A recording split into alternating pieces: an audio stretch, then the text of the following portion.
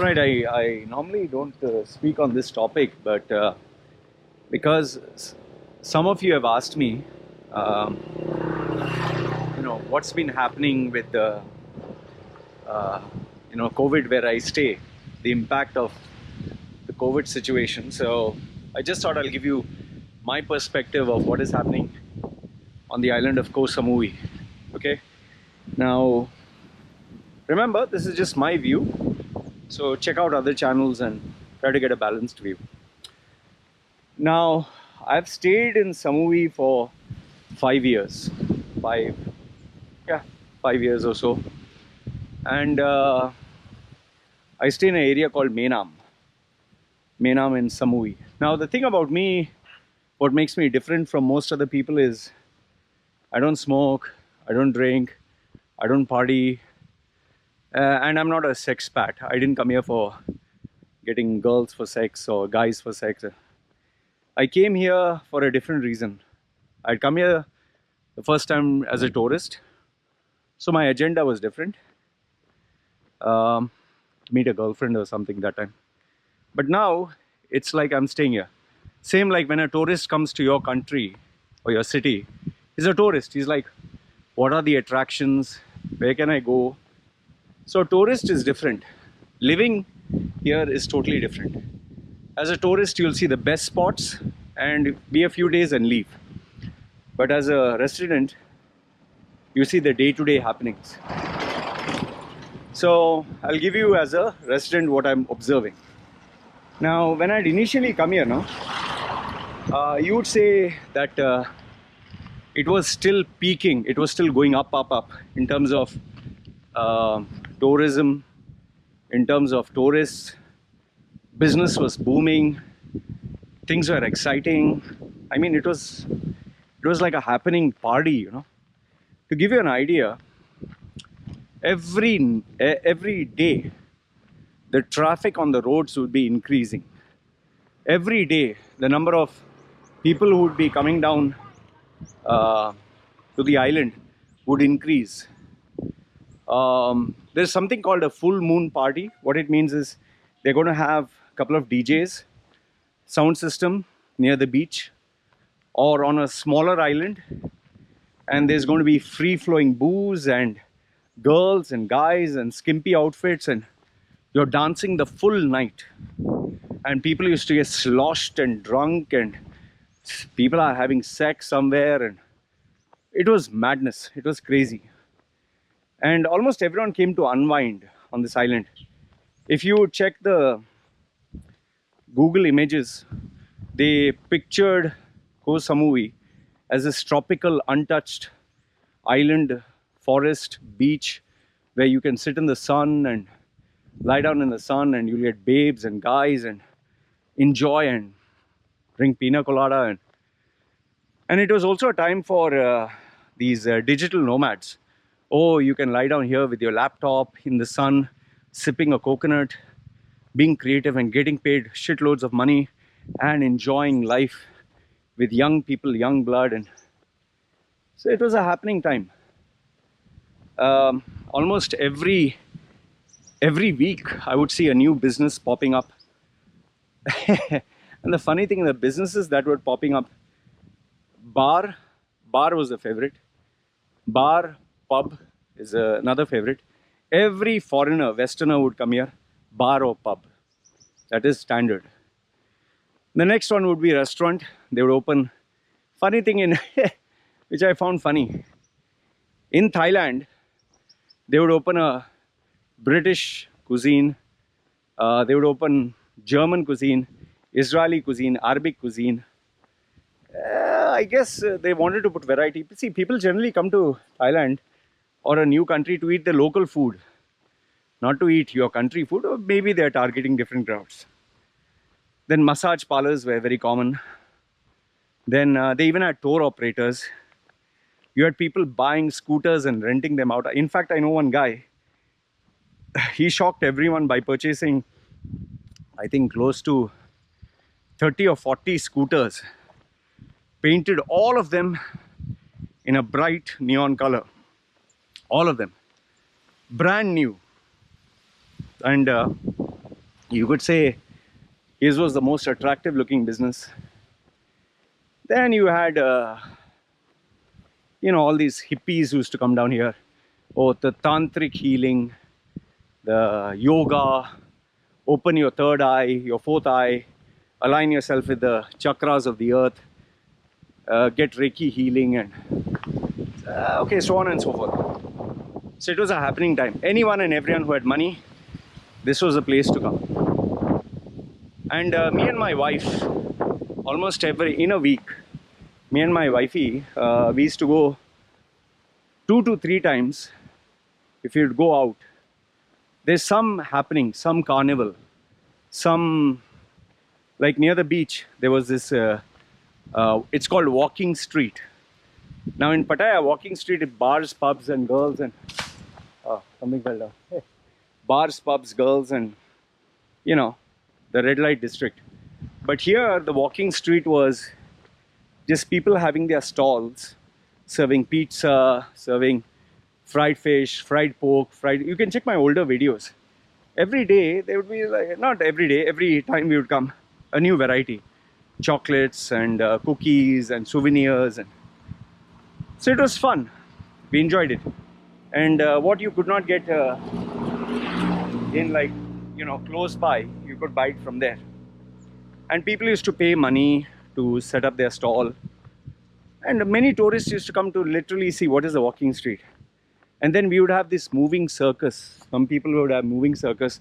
Or it's like a circus troupe where singers, dancers, and people who carry their business like Thai food and local cuisine. And, you can play, puncture the balloons and throw a ball and hit the empty cans. And so it was a happening time. And I remember the traffic started to get so bad. Oh my goodness. It became so bad that, imagine when I came here first, it was hard. There was traffic, but it was bearable. You always had to go at the side of the car. It became so bad that all the cars were bumper to bumper, and you had to literally drive at the side and just hope that he doesn't open his door. And it was taking people 2 hours, 3 hours to go like 5 kilometers, 2 hours, 3 hours, just imagine. Okay, now this was before. And I remember so many people talking about opening almost every area. Like you can see these areas, they would cut down the trees, cut down the forest, put a foundation and start building a house or 2, 3, something like this where they would give for rent, shops or whatever. And flights were coming in. I remember there were, I think 20, 30 flights from just Bangkok Airways. Only one. Then imagine the other flights. So there were literally hundreds of flights, hundreds of tour operators. Everyone was running for the business. Okay. And nightlife, oh, don't ask. Oh, there are certain areas of this place, shop after shop after shop after shop after shop, pub, bar, restaurant, girls, this, that. You couldn't walk without bumping into someone. Like there were no cars in that area. But it was like a 3-kilometer stretch of road. Oh, tourists and girls and this and that. And it was crazy. Okay. And every day they would have full moon parties. Guys were buying jet skis and boats and all that to take the tourists. Imagine there were 5 to 6 full moon parties of 1,000 people. It was crazy, man. Not 1,000, maybe 200, 300. But big time. Huh? They used to bring big DJs also down. Okay, so this was before COVID. One fine day, COVID struck. They announced it. We were confused. We didn't know what is happening. And obviously they started to say, okay, lockdown and this and that. And obviously tourists started trickling down.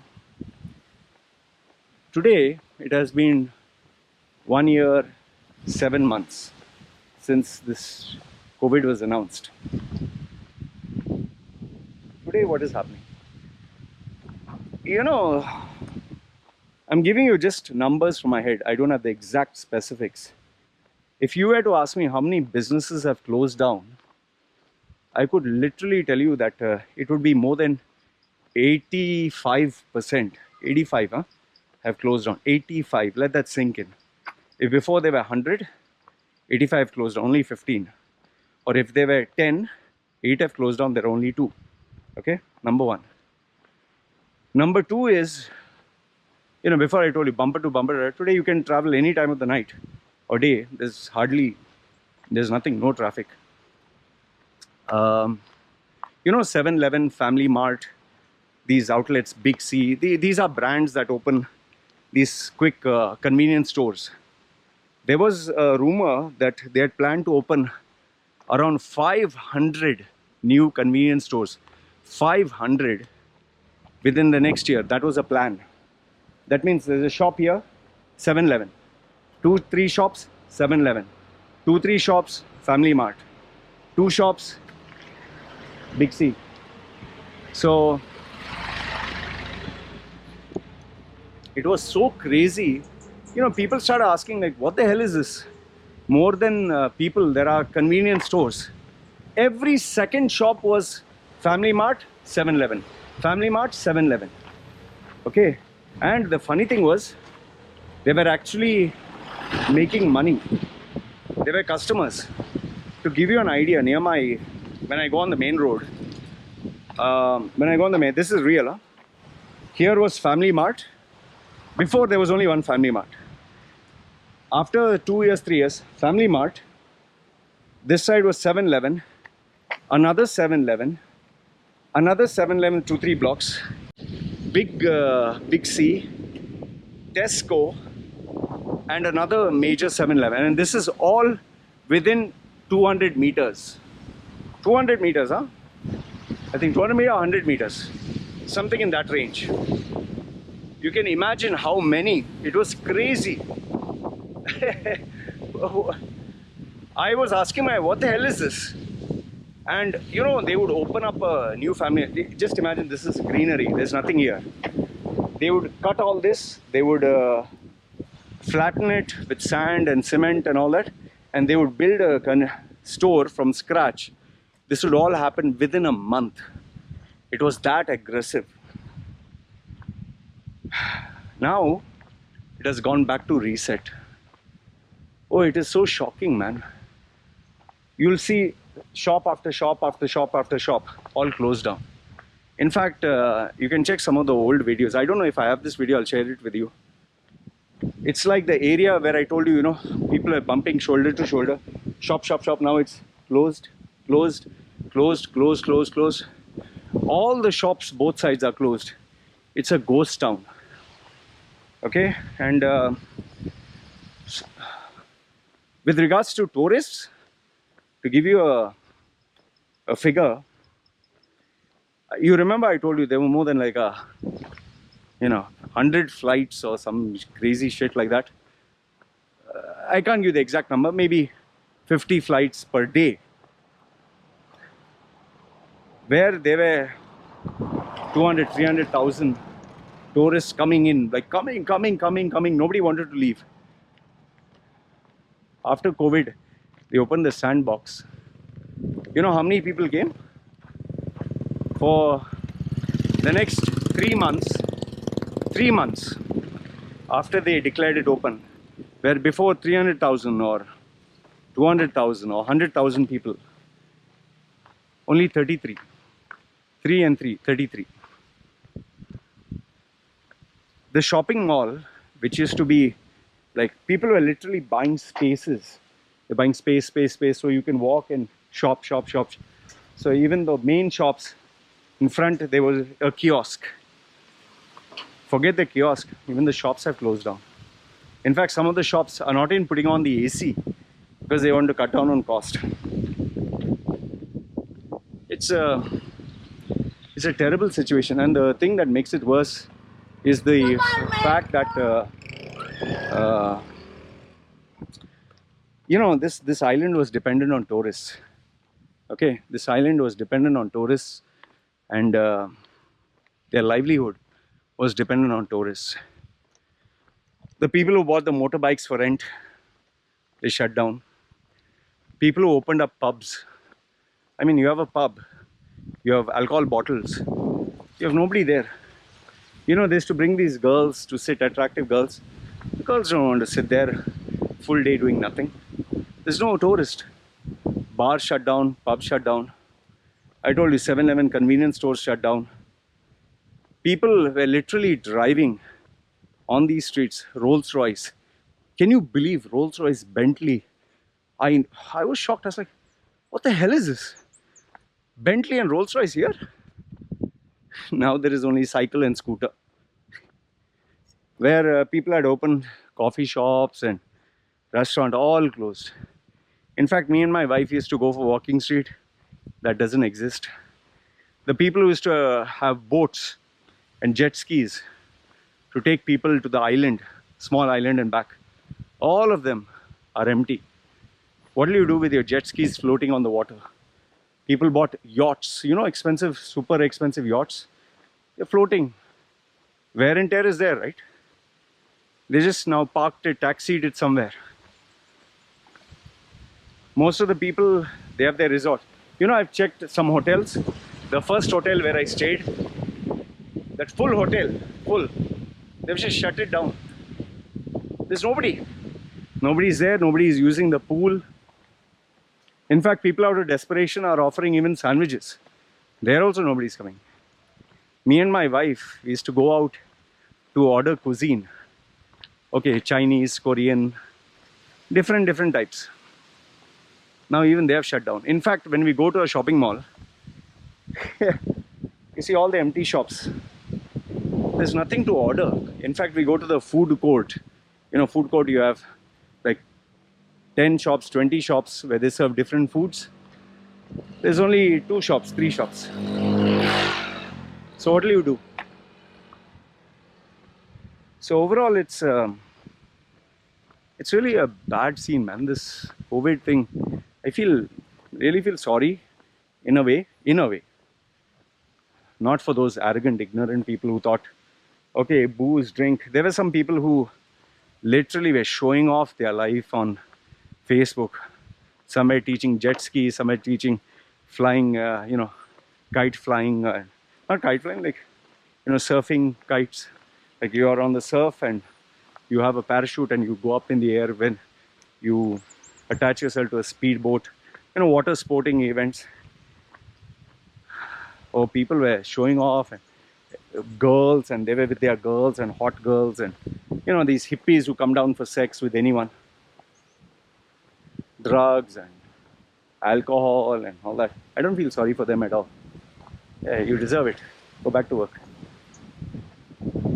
But a lot of people whose livelihood, whose business model, whose life savings, I feel bad for them. Imagine you put, example, $100,000 and you open up a business. You put your life savings and zero. Just think, you put your life savings, you opened up a business because you studied the market. Who could have predicted COVID and shutdown? And you opened up the business. First month, people are coming in, you feel happy, and you spend a budget for advertising and this. And then they say, no tourists, nobody can come. How will you manage your staff? All the skilled staff, you have to tell them go.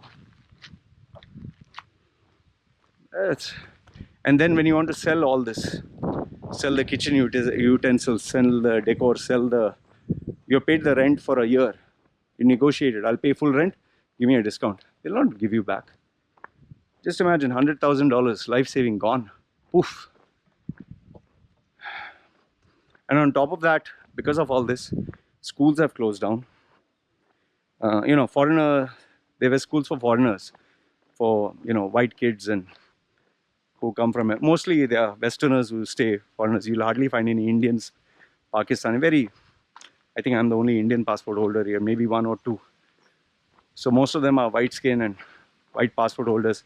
Those schools have shut down because, you can't operate the school. So they've closed down. Now where will these kids study? And then hospitals, you need people who are sick, right, to come in. So either they'll overcharge you or make sure that you stay longer, or they'll shut down. Plumbers, security, camera installation, painters. I mean, when you come down here to the island, you want some neighbors, right? Okay, in my case, I'm a recluse. You want some people to talk, play, enjoy. These people like communities, these Westerners. Okay, we'll go to the bar and have fun together. Pub, we'll drink together. Party, we'll enjoy together. Have dance, drinks. Okay, we'll meet at the pool. We'll have a brunch, barbecue. A very typical Western concept. Now when nobody is there, you want to stay? What do you do? So it's a ghost town. It's a ghost town. So yeah, lucky for me, my business is online. So, but if I had a business like them, which was dependent on tourists, a restaurant or something, how long can you survive without cash coming in? Eventually you'll close down shop. You'll be like, how can I survive? I need money. I need to pay my bills. How can I survive? So many people have gone back. I used to have a neighbor here who used to sit, and he and his friends used to sit and drink alcohol every night. Every night. Sit the whole night. And he used to do one job and get some money and drink full night. And he was getting, pension from abroad. After his COVID, everyone stopped. He realized he couldn't live off only the retirement money and savings. He left. He's never come back. This is life, no? Anyway, all the foreigners dried up. So all the people who are depending on foreigners, including the bar girls and bars and pubs and girls who are getting paid good money just to suck, swallow and finish, go back to your farms, work there in the sun. In fact, there was a video circulating around. These girls, prostitutes, are going on a scooter, driving to the guy, tourist. You want fuck pussy, you want to fuck ass? Come, you can come in my mouth, come. And they would literally take you on the scooter, take you to the place to have sex and bring you back. It's tough times, Anyway, this is my version of what is happening. And one last thing. People are getting sick. And if they are getting sick, nobody wants to touch them. Once you have COVID, nobody wants to come near you. And then if you got sick, you can only pay an overpriced hospital or ambulance. And they will charge you a bomb. Just imagine, they can charge you 10, 20 times more. The doctors, everybody will charge you a bomb. And the longer you stay there, the more money they make, right? And in so many cases, poor people, they don't have anywhere else to go. What will they do? So they have to go back to their farms, right? And they are very afraid. If they fall sick, nobody's going to take care of them. They can't afford the vaccine or the medicines. They can't afford to be sick for weeks and weeks. Old people are dying. Bread earners are dying. So they don't want people. That's why the Tokyo Olympics, why they don't want anyone to come. This is what is happening. People are afraid, people are scared. There's no money. Those days are gone. Easy loan, easy credit card. Pay later. Go enjoy now. Go to a third world country. Spend your dollars here. It's cheap. Food is cheap. Alcohol is cheap. Sex is cheap. Catch some underage. Whatever. Have your fun. Nobody is watching. Do everything dirty. And go back to washing dishes back home. Serving, being a waiter, being an engineer, being a respectable guy. I have seen so many. They post here like they're the kings with booze and girls and all that. And they go back to their home country. Profile finished. Those days are gone. They themselves don't have job. You are living hand to mouth. And you have taken a loan. Now you pay. You enjoy it, right? Anyway. I apologize if I try to portray a very sad and dismal picture, but this is the reality. So anyway, I've shared with you my version. Ah, before I conclude, I'll give you two examples. Two examples to summarize the situation here. There was this girl, not girl, sorry. There was this massage parlor which I really liked. They used to massage my leg. You know, I have told you before, my leg gets numb. I used to go there, and they used to charge 300, 250 basically. So I used to go there. So 250 has to pay them, and they would massage my leg. And obviously, you know, some of them are lazy, so they would just sometimes just, you know, these girls are lazy. Some of them would just do it lazy. So I would tell them, please massage properly. Then they would tell me, oh, 250 is normal massage. You want good massage? 300. So I said, okay, do good massage. I'll pay you 50 baht more.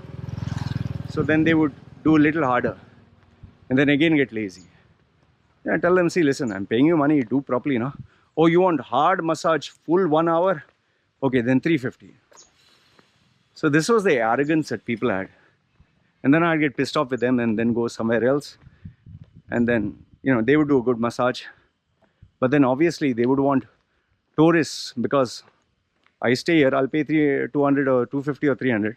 But a tourist will pay 250, 300 plus a tip of another 100 or 200. Sometimes they give double. Because tourists have come to blow money, right? Okay. So whenever I'd come there, oh, sorry, we're busy.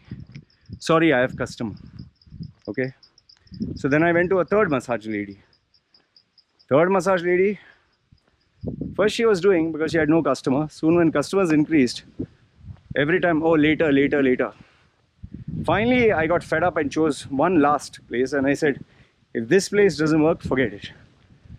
There were around 9 to 10 ladies there. All are sitting on their phone. One thing you'll notice about Thai women, they love their phone. Thai men and women, especially women, chatting on the phone. So I went to this place and said, like a massage. One lady did my massage, it was average. Came back the next day. And you know, when she was doing slow, I told, please do a little hard. When I came the next time, I told her, okay, they all are sitting 10. They are free. I came early when they opened. I told this lady, she said, sorry, I'm busy, you ask this lady. I asked the next lady, she said, do the next lady. Every lady I asked, she said, do the next day, ask the next lady. Finally, nobody wanted to do. Imagine 10 ladies, nobody's working, and nobody wants a massage. I'm coming there with money. You know, the thing is, they get paid a commission, half for the owner, half for them. So for them, they didn't give a damn, because tourists would come anyway. I'm looking at them, they're chatting on the phone, playing a game, but they don't want to work. Then that owner told me, come after 1 hour. Came after 1 hour, same thing, nobody's there. Finally, I got fed up. I realized they don't want to do it. I didn't come. This is pre-COVID. After COVID, when I came there, now anyway, no tourist. When I was passing by, I didn't go there. I was passing by because I was fed up. I realized I'll not go there anymore. All these ladies, yeah, on the phone, but when they say, come, they're standing, come. And I just parked there. I said, yes, what happened? Come. We'll do massage for you. We'll do massage. 2, 3 ladies, not all. We'll do massage. Okay, we'll give you good massage, hard massage. I said, no, I'll come later. Okay. The funny thing is now, whichever massage parlor I went, forget standing up and greeting me at the door. They'll give me extra 15 minutes, 20 minutes for free. One of them even said, I'll do, you know, special massage. Special, okay. This was their response. In fact, I even started to get real, this is not joke. They even started sending me messages on my WhatsApp, not WhatsApp, Facebook. Hi, they added me on Facebook. Come, massage, come, we can come, my apartment, all this. And see, suddenly they became so sweet. The very lady, that same lady who refused to give the massage for the leg, literally sends me messages on Facebook. She didn't want to see my face before. And that 300, you remember 250, 300, 350 hard massage. That lady said, just pay even 150, half an hour or 100, I'll do hard massage. This is the arrogance and ignorance of people. So, to be honest, I don't feel sorry for these people who are like this. But this is the reality of how people behaved before and how they behave now. This has been the impact of COVID on all people. Anyway, I wanted to share this with you. I have a couple of other examples, but for now I'll just leave it at this. But yeah, many people who are big and high and mighty and showing off become humbled. It's funny how, you know, when you're not making money easily, you come down to earth and you become humble. So this is what I wanted to share with you. Let me know your thoughts in the comment section below. Alright, you guys take care. So.